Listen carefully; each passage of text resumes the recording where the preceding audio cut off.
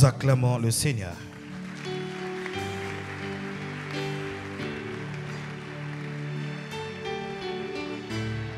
Gloire à Dieu.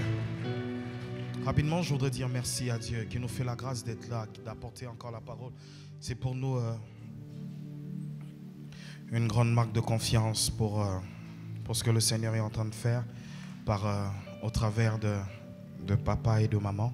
Merci beaucoup, papa et maman. Et que le Seigneur soit béni, que Dieu bénisse tous les hommes de Dieu qui sont là et que le Seigneur soit glorifié. Je suis content, je ne suis pas seul ce soir, je suis avec mon épouse, ma meilleure amie après le Saint-Esprit. Que Dieu te bénisse et que Dieu bénisse tous les hommes de Dieu et les ouvriers qui sont là. Alléluia. Alléluia. Est-ce que tu es heureux d'être là ce soir?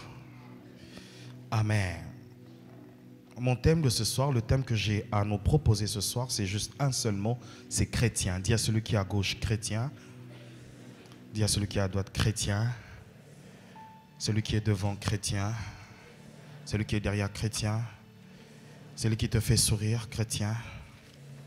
On peut se tenir debout, s'il vous plaît. Nous allons lire quelques portions des Écritures. Je suis dans Galates, chapitre 2, le verset 20e. Galates 2. Galates 2, le verset 20. Puis nous allons lire 1 Corinthiens 6, verset 17. Et nous allons finir par Acte 11, verset 26. Si on peut m'accompagner avec Anna Adonai.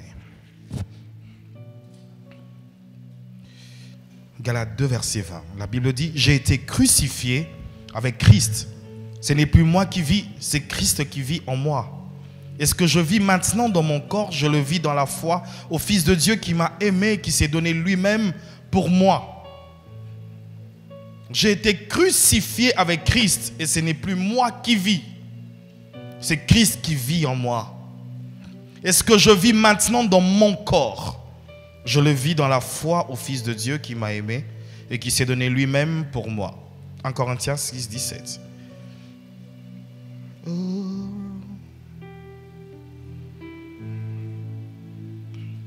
En Corinthiens 6, 17. La Bible dit, ne savez-vous pas que celui qui s'unit à la prostituée est un seul corps avec elle? En effet, il est dit, les deux ne feront qu'un. Mais celui qui s'unit au Seigneur est un seul esprit avec lui. Si tu es d'accord avec moi, tu dis un seul esprit avec lui. Acte 11, le verset 26.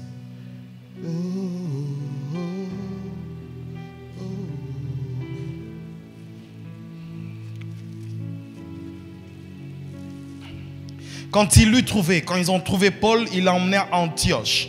Pendant toute une année, ils participèrent aux réunions de l'église et ils enseignèrent beaucoup de personnes.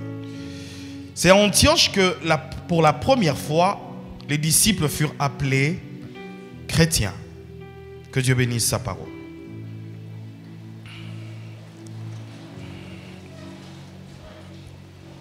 Vous savez, bien-aimés dans le Seigneur, avant tout, je ne l'ai pas fait, bonsoir.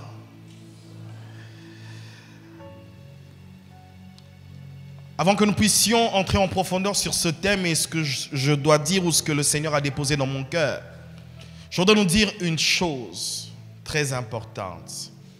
Très importante. Nous sommes à une époque où nous sommes un petit peu en danger. Un petit peu en danger.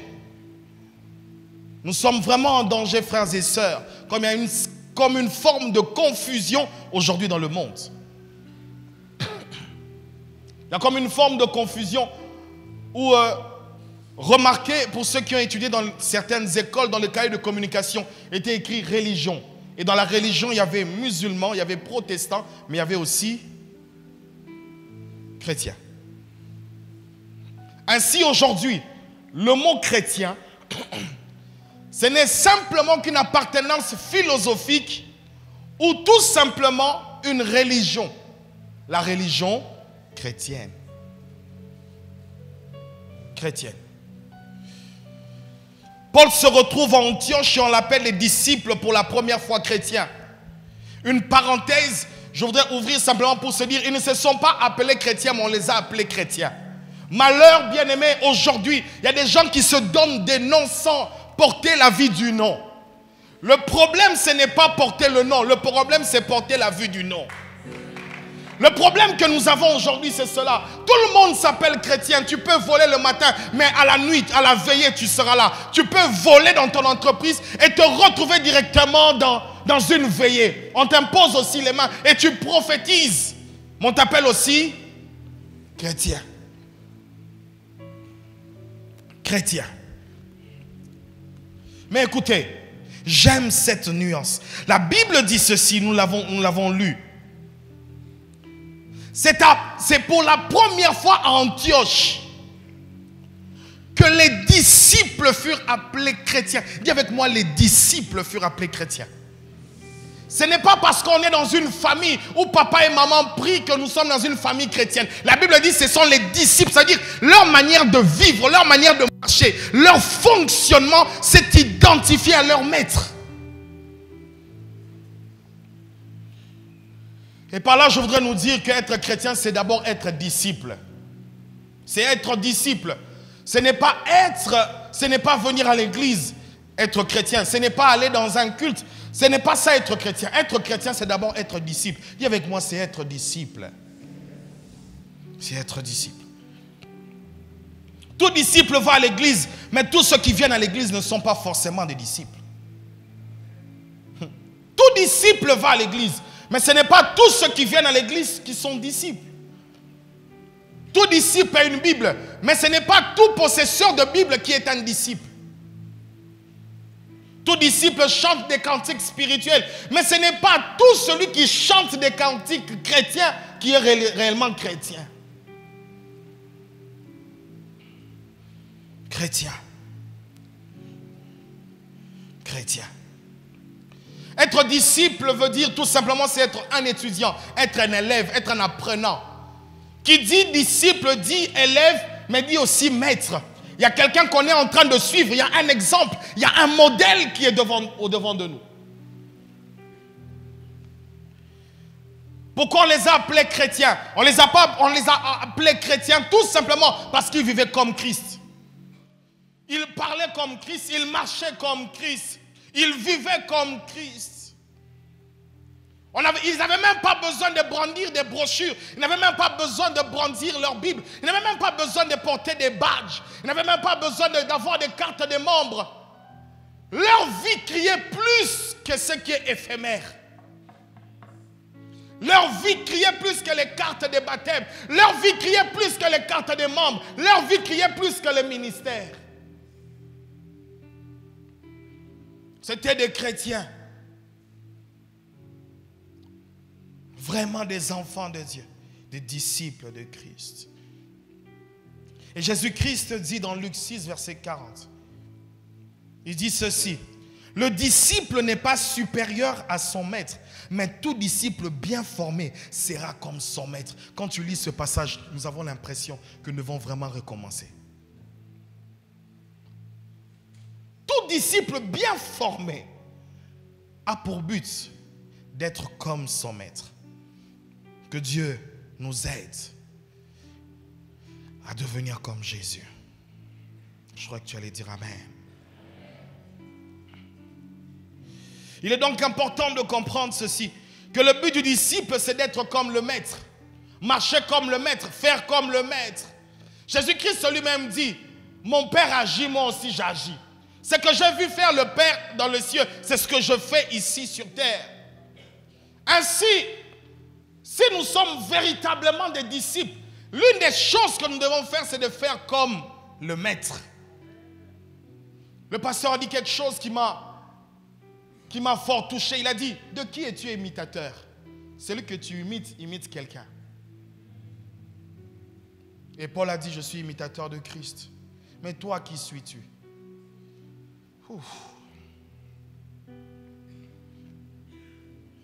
Le terme chrétien n'est pas l'appartenance à une religion et une philosophie. C'est plutôt une appellation des disciples. Ce sont ceux qui sont vraiment disciples, affermis. Non pas passer par les affermissements, mais non, enracinés en Christ. Que ceux-là qui portent le nom des véritables disciples.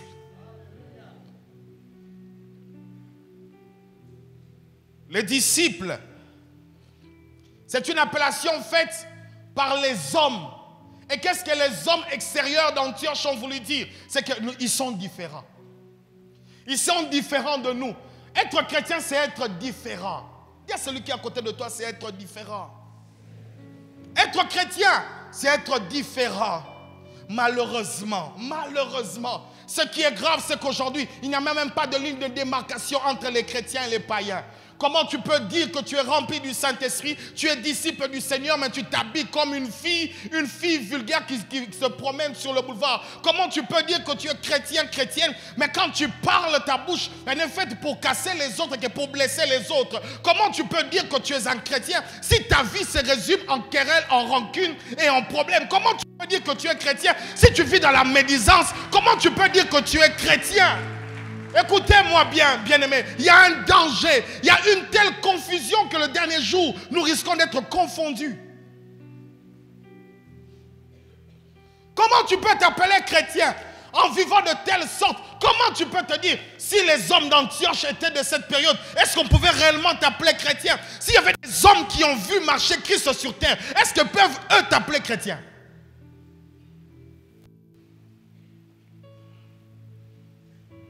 Comment dans une nation, dans une si grande nation, où il y a plusieurs églises dites chrétiennes, mais il y a un taux de viol élevé, un taux de vol élevé, un taux d'escroquerie élevé, un taux de corruption élevé, un taux de méchanceté élevé.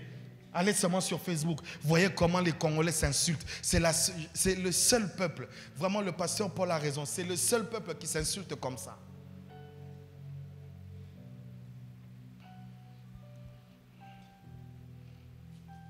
Et on se dit chrétien, allant dans les églises, ayant des pasteurs. On se dit chrétien. Je me rappelle un jour, le pasteur Vernon a dit, du haut de la chair de la borne, il dit, ce jour-là sera redoutable où je serai devant Dieu, il me dira, de toute cette masse que tu as eue à l'église, il n'y a eu que 2 personnes véritablement converties. Je voudrais que tu te regardes vraiment toi-même et que tu te poses la véritable question. Es-tu chrétien? Es-tu disciple?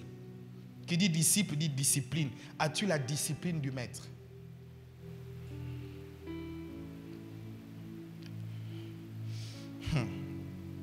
Il est grave de constater qu'il n'y a même plus de différence. Nous parlons de la même manière, nos musiques se ressemblent. Et pire encore, nous commençons à faire des vidéos avec eux. Et nous nous appelons chrétiens. J'ai posé la question hier à un bien-aimé qui chante. J'ai dit, mais pourquoi dans les temps anciens, on ne voyait pas de vidéos où il y avait un chantre à côté d'un musicien mondain qui ne chantait pas? Mais pourquoi aujourd'hui il y a multiplicité? Pourquoi? Parce qu'en réalité, il y a là où on se rencontre. Il n'y a même plus de différence. Il n'y a plus de différence entre ceux qui craignent Dieu. Il n'y en a même pas. On s'habille de la même manière, on parle de la même manière. Nous marchons de la même manière, nous faisons les mêmes choses. Mais dimanche, nous sommes là, dans l'église. Nous apportons nos dîmes, nous apportons nos offrandes et nous nous disons chrétiens. Il n'y a plus de différence. Et le Saint-Esprit m'a dit, c'est un danger.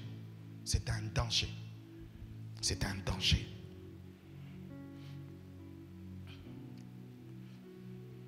Nous passons du temps à l'église, mais sans véritablement être des disciples du Seigneur. Sans véritablement être des disciples. Le disciple, il fait comme son maître. Le disciple n'a pas une autre vision. La seule vision du disciple, c'est l'objectif d'atteindre le maître. La seule vision du disciple, c'est faire comme Christ. C'est pourquoi Paul a même le courage de dire, soyez mes imitateurs. Pourquoi? Vous, peut-être, vous n'avez pas vu Christ. Mais en me voyant, moi, certainement, vous voyez Christ.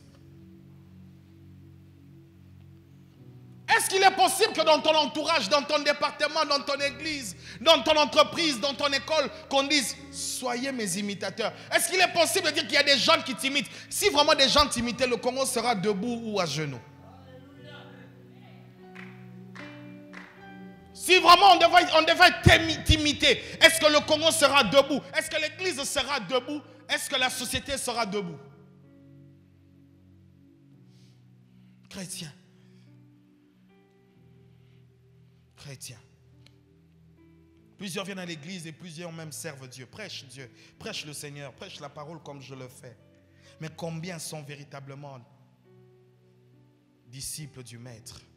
Combien d'entre nous travaillent pour être comme le Maître? Combien d'entre nous travaillent? Combien d'entre nous sont là, sont en train de se briser? C'est de travailler tous les jours pour ressembler à Jésus. Non pas pour ressembler à un homme, mais pour ressembler à Jésus. Combien d'entre nous, tous les jours, as-tu pensé, qu'est-ce que tu dois changer? As-tu pensé aujourd'hui à la chose que tu dois changer aujourd'hui pour de plus en plus ressembler au Seigneur?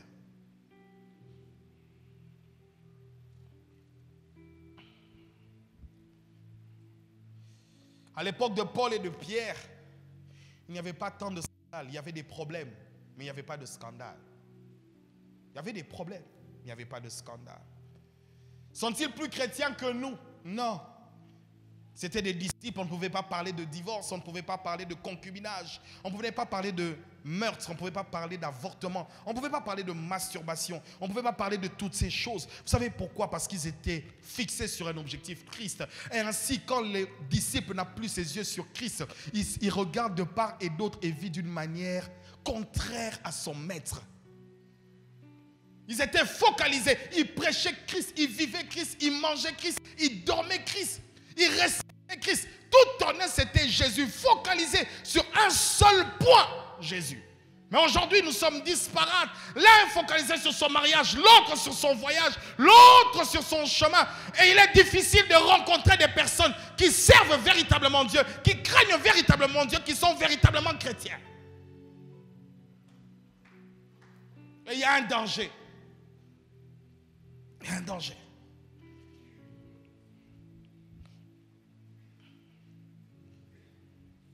Il y a un danger. Et pourquoi il n'y a pas cette différence? Tout simplement parce que toi et moi, nous ressemblons tellement au monde que le monde soupire, soupire, soupire, soupire la révélation des fils de Dieu. Nous ressemblons tellement au monde que le monde cherche même où sont les vrais enfants de Dieu. Il n'y a pas de différence. Le monde est en crise des vrais disciples du Seigneur. Le monde cherche des hommes qui sont comme Jésus. Il y a tellement de choses qu'aujourd'hui que chrétien veut simplement dire, monsieur tout le monde. Tout le monde est chrétien. Tout le monde est chrétien. Tout le monde va à la prière. Tout le monde vient au culte. Tout le monde connaît un pasteur. Tout le monde. Mais je voudrais te poser une question ce soir. Qui es-tu vraiment? Qui est celui qui est à côté de toi? Qui es-tu vraiment? Qu'elle ne te réponde pas.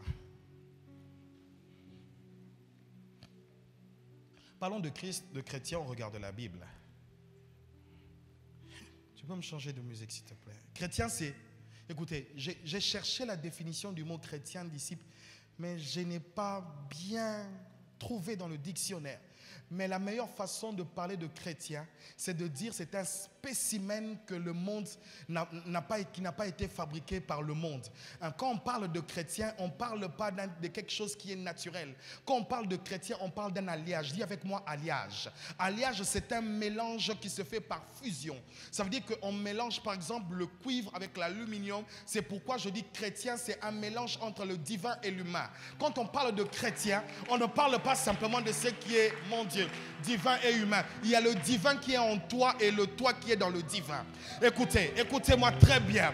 Quand on parle de chrétien, c'est un spécimen qui n'est pas né de la volonté de l'homme, ni de la volonté du sang, mais qui a été conçu par la volonté de Dieu lui-même. Quand on parle du mot chrétien, on est en train de parler d'un type d'hommes qui sont sur terre pour un peu de temps, parce que leur place n'est pas sur la terre, mais leur place est au ciel. Ils sont en train de transition, ils sont en train de passer, de traverser. Quand on parle de chrétiens, on ne parle parle pas des hommes qui ont la Bible sous les aisselles. On parle des hommes qui sont eux-mêmes porteurs de la Bible. Quand on parle de chrétiens, on ne parle pas des hommes qui sont en train de douter dans leur marche. Mais on parle des hommes qui sont capables de marcher sur les serpents, marcher sur les scorpions, marcher sur toute la puissance du Satan. Quand on parle de chrétiens, on ne parle pas des gens qui sont capables de réciter le chapelet, mais on parle des gens qui sont capables de réciter le royaume.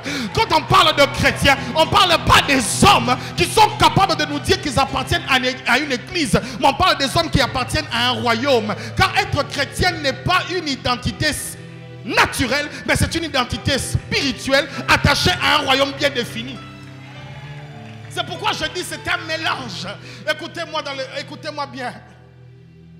J'ai parlé du disciple, mais laissez-moi aussi parler du maître. Le maître était 100% Dieu, mais il était aussi 100%. Ça veut dire que c'était le premier type de chrétien. Ça veut dire que Christ lui-même était l'image de...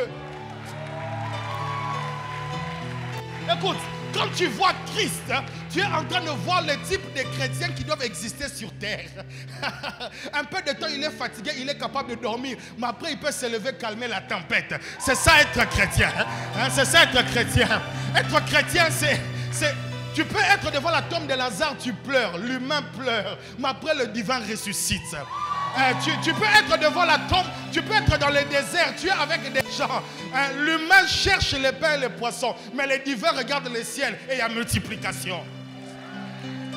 Écoutez, être chrétien, c'est que tu ne sais pas, c'est que tu es une race rare qui n'existe pas dans le monde. Les gens parlent des Chinois, les gens parlent d'Arabes, les gens parlent, mais moi je suis chrétien. Je suis un mélange du divin et de l'humain. Je suis un mélange du divin et de l'humain.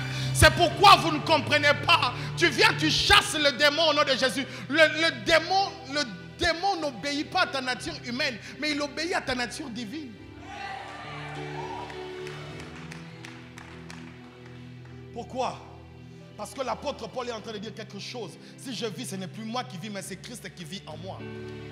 Je vous explique. Ça veut dire que tu as le regard de Paul, tu as la démarche de Paul, tu as les habits de Paul, tu as le sourire de Paul, tu as la transpiration de Paul, tu as la mauvaise haleine de Paul. Mais les résultats ne sont pas les résultats de Paul. Parce que le Paul véritable est esprit. Or, le Paul esprit est mort. C'est pourquoi il est en train de dire, si je vis, ce n'est plus moi qui vis. Ça veut dire, si j'ai produit des résultats, ce n'est pas moi qui produis ces résultats. Parce que quand j'étais dans la chair, je ne pouvais pas produire ces résultats. Mais quand je viens, je ne sais pas si tu es en train de comprendre. Ça veut dire que quand on te parle de chrétien, ça veut dire que ce n'est pas simplement une identité, c'est aussi un mode et un style de vie. La Bible dit ceci. Quand on a insulté Jésus, on l'a insulté, on l'a provoqué. La Bible dit, dans sa nature humaine, tu es capable de répondre. Mais dans sa nature divine, il ne répond pas. La Bible dit, on n'a pas trouvé aucune parole sortant mauvaise de sa bouche. Ainsi, ta nature chrétienne, même quand on t'insulte, quand on te gifle, c'est pourquoi la Bible dit, quand on te gifle de la joue gauche, donne la joue droite. Pourquoi? La joue gauche, elle est charnelle, mais la joue droite, elle est...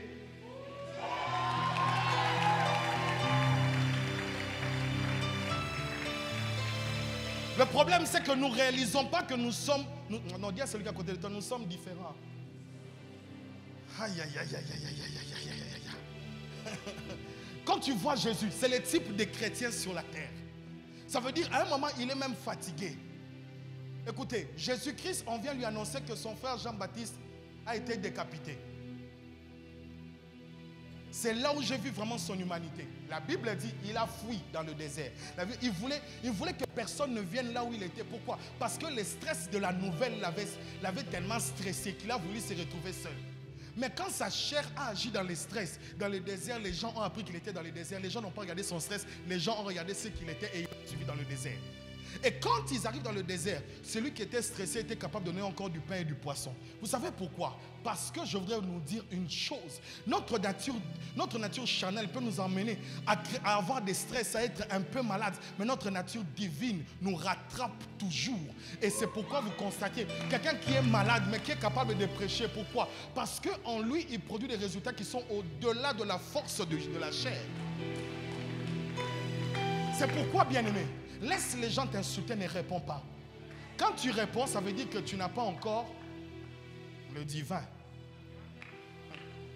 Laisse les gens te critiquer. Il est tout à fait normal que les gens veuillent te déstabiliser, te critiquer, te bloquer, que les gens fassent te freiner. Ce n'est pas un problème. Laisse les gens faire. Ça, c'est la partie charnelle. Mais dans la partie charnelle, il est tout à fait normal que tu répondes. Mais dans la partie divine, c'est là qu'on a trouvé en chose qui était différent.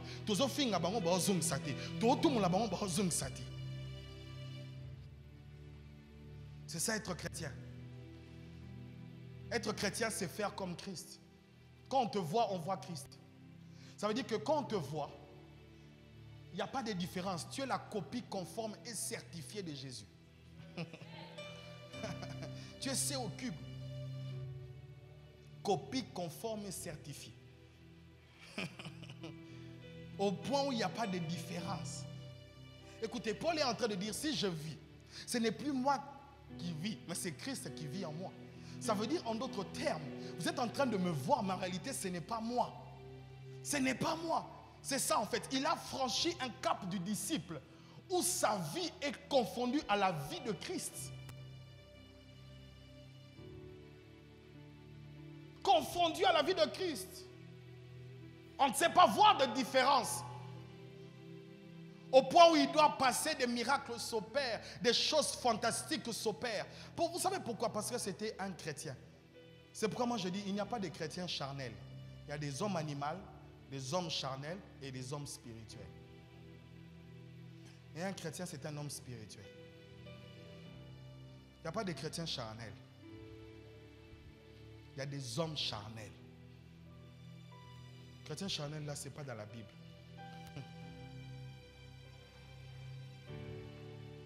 Écoutez, frères et sœurs. Nous sommes dans un grand risque. Et le grand risque que nous sommes en train de courir, c'est que nous sommes en train de mourir comme des hommes pendant que nous avons le divin en nous.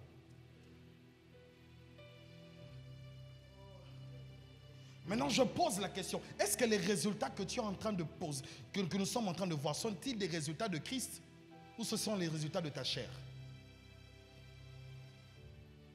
Si ce sont les résultats de ta chair, je voudrais te dire, tout simplement, tu n'as pas compris. C'est pourquoi dans certaines choses, bien aimé, tu es tellement en train de forcer avec ta chair. Tu vois que les choses n'avancent pas, les choses ne se font pas. Pourquoi? Parce que tout simplement, tu appliques la chair. Tu appliques tellement la chair.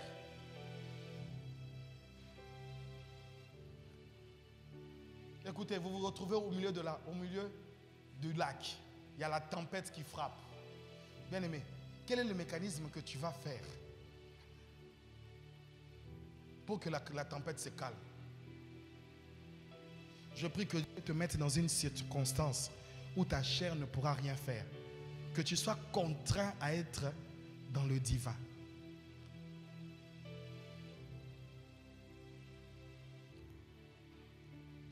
Chrétien. Oh, que c'est beau d'être chrétien. Vous savez, c'est beau d'être chrétien. L'extérieur est de Paul, mais l'intérieur est de Christ. Le visage est de Paul, mais l'intérieur est de Christ. La démarche, elle est de Paul, mais l'intérieur est de Christ. En d'autres termes, le visage est d'Ève, mais le résultat est de Christ. La démarche est de John, mais le résultat est de Christ. La manière de parler est de Marc, mais les résultats derrière sont les résultats de Christ. Être chrétien, c'est porter les résultats du maître sans être le maître. Être chrétien, c'est porter les résultats du maître sans être le maître. Ils avaient la vie et ils avaient aussi les résultats. Être chrétien, c'est avoir la vie, mais c'est aussi avoir les résultats. C'est pourquoi Paul dit, si je vis, ce n'est plus moi qui vis. Ça veut dire, il y a là une vie en termes d'être, en termes de l'âme profonde, mais il y a aussi une vie en termes de faisabilité, des choses que je pratique à longueur de journée. Il y a donc un danger qui nous guette. C'est vrai, bien-aimés, nous sommes aujourd'hui à l'aube d'une génération où on parle de la religion chrétienne parce que nous voulons nous mettre en adéquation avec les choses du Christ sans nous mettre en adéquation avec Christ lui-même. Nous sommes de plus en plus religieux sans être de plus en plus chrétiens. Écoutez le danger qui nous guette. Je suis dans Matthieu 7, verset 21. La Bible dit que ceux qui me disent Seigneur, Seigneur, n'entreront pas tous dans le royaume des cieux, mais seulement celui qui fait la volonté de mon Père céleste. Beaucoup me diront ce jour-là, n'avons-nous pas chassé des démons en ton nom? N'avons-nous pas fait beaucoup de miracles en ton nom? Alors je leur dirai ouvertement, je ne vous ai jamais connu. C'est grave. Je ne vous ai jamais connu. Éloignez-vous de moi, vous qui commettez le mal. Qui dit chrétien, c'est une relation entre disciple et maître. Ça veut dire qu'il y a une relation d'intimité entre un homme et son maître. Être disciple, c'est avoir une relation. Être chrétien, c'est avoir une relation d'intimité entre le disciple. Quand Christ est en train de dire, malgré que vous avez fait toutes ces choses, je ne vous ai jamais connu. Ça veut dire que vous n'avez jamais été des disciples. Ça veut dire, je ne vous ai jamais vu dans la salle de cours. Des personnes qui ont eu l'inscription, qui n'ont jamais été à l'université, mais qui ont été collées en fin d'année. Et ça ne marche pas comme ça dans le royaume de Dieu. Dans le royaume de Dieu, on ne triche pas. Ce n'est pas tous ceux qui disent Seigneur, Seigneur qui entreront tous. Oui, bien-aimés, ce n'est pas tous ceux qui disent Seigneur, Seigneur qui entreront tous. La base du christianisme, c'est d'être focalisé sur Christ et de préparer les hommes au retour du Seigneur. Tu peux suivre tous les enseignements que tu veux. Les enseignements des mariages, les enseignements des jeunes, qui tu dois choisir, qui tu ne dois pas choisir. Mais le plus important, si tu rates le noce de l'agneau, si tu rates l'enlèvement, tu es en danger. Tu es en danger. Tu peux avoir toutes les maisons possibles, effectuer tous les voyages que tu veux. Mais si à la fin tu manques l'enlèvement, je voudrais te dire que tu es perdu. Tu es perdu. Ainsi, aujourd'hui, notre foi se base sur des choses naturelles, basses. Et si nous avons une vie de prière grande, c'est parce que nous demandons beaucoup le travail, le mariage, le voyage. Mais nous n'avons pas une relation profonde où le maître peut dire aux disciples, tu dois changer ça, tu dois changer ça, tu dois changer ça. Qu'est-ce que l'Esprit t'a reproché il y a un jour, il y a 2 jours, il y a 3 jours? Toi, l'Esprit ne te reproche rien parce que tu as déjà atteint la perfection.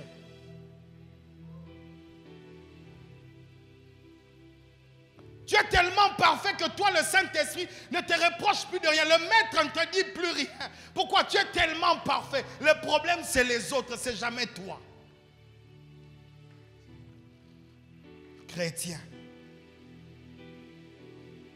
Et nous sommes dans un danger.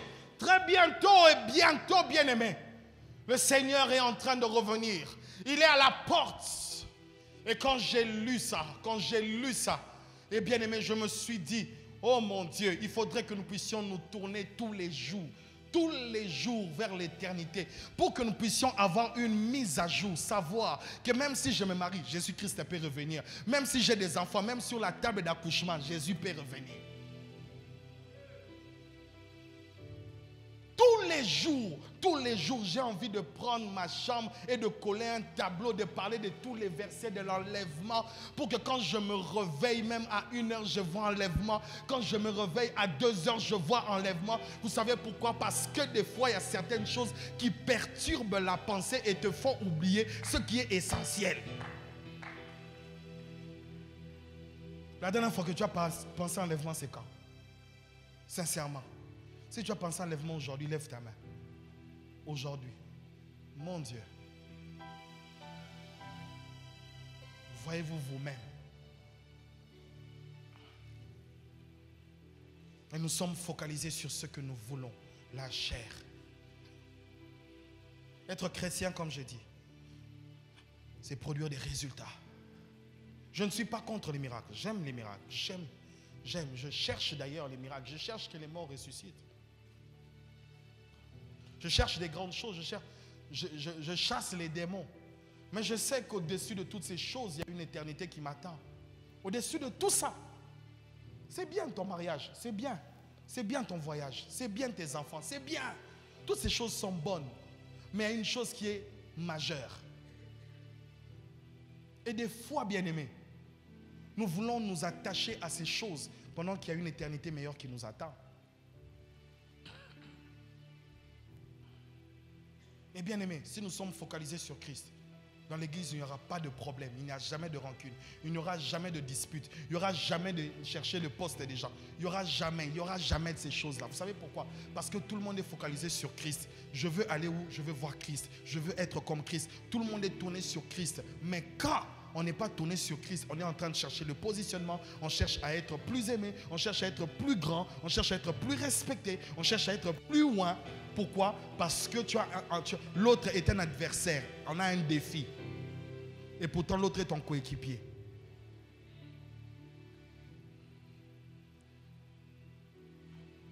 Pour finir, je veux dire ceci. Les temps sont mauvais.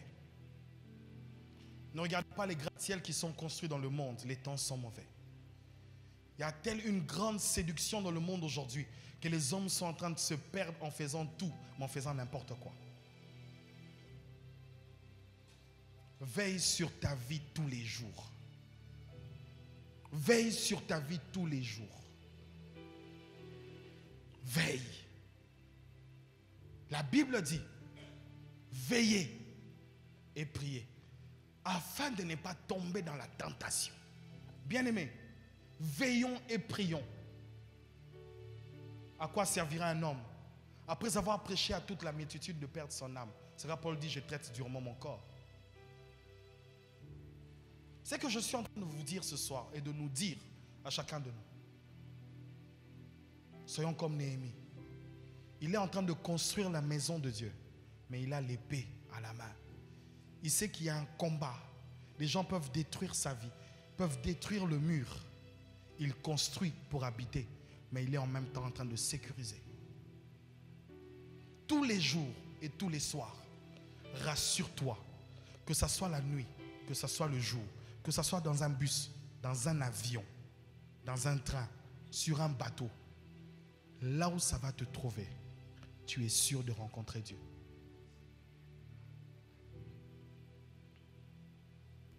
Et je vous dis, s'il y a un endroit où il n'y aura pas de fraude, c'est le ciel. Tu vas coopérer avec qui pour entrer?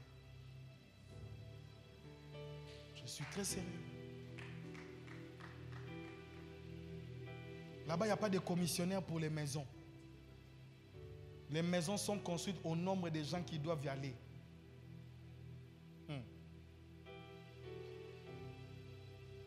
Et ne crois pas que quelqu'un parlera pour toi après l'enlèvement, parce qu'il y a Jésus qui parle de toi maintenant. Et si tu ne veux pas t'attacher à Jésus véritablement et être son disciple, faire totalement sa volonté, en premier lieu sa volonté, je suis en train de te dire, tu es en train de passer du temps à ne rien faire. Si nous sommes là tous les jours, nous venons, nous chantons, nous dansons, année après des années, nous sommes les mêmes, rien ne change, rien n'est transformé, rien n'est sauvé, rien n'est changé et personne ne peut témoigner de ce changement. Nous ne faisons rien du tout si ce n'est que du théâtre et du cinéma. Et peut-être que tu crois que tu es en train de tromper les hommes qui sont à côté de toi. Tu ne nous trompes pas, tu te trompes toi-même. Tu te trompes toi-même. Quand tu es une mauvaise personne, quand tu as un mauvais cœur et que tu fais semblant d'avoir un bon cœur, tu te trompes toi-même. Le maître sait ce qu'il y a dans ton cœur. Tu te trompes toi-même. Quand tu viens ici et que tu as un visage comme ayant un homme à la piété, mais au fond de toi, c'est plein de pensées sales, des pensées qui ne sont pas de la volonté de Dieu. Même ton beau sourire peut nous étonner, ton beau parfum peut nous étonner, mais ta vie a un parfum qui n'étonne pas le Seigneur, parce que le Seigneur sait voir combien tu te comportes dans le secret. Une vraie vie de disciple, c'est même dans l'intimité. Bien aimé, je regardais dans les films de karaté où tu vois un homme avec son maître. Quand le maître dort, lui, il veille. Quand le maître lui demande de veiller, il reste éveillé, mais pendant que le maître dort. Il veut faire tout pour ressembler au maître. Il veut faire tout pour faire plaisir au maître. Mais aujourd'hui, les gens ne veulent faire plus plaisir à Christ. Ils veulent faire plaisir aux hommes, à son voisin, à celui qui est à côté de toi. Et quand il finit de prêcher, il pose la question à ce gars, est-ce que j'ai bien prêché? Mais ne se tournant pas vers Dieu pour savoir s'il avait bien prêché. Ainsi, tout est centré pour être acclamé des hommes, mais pas, pour ne pas être acclamé de Dieu. Je refuse les acclamations des hommes. Et j'ai décidé de refuser de plus en plus d'être acclamé par les hommes. J'ai besoin de l'approbation de Dieu et de mes responsables spirituels, mon père et ma mère spirituelle, point.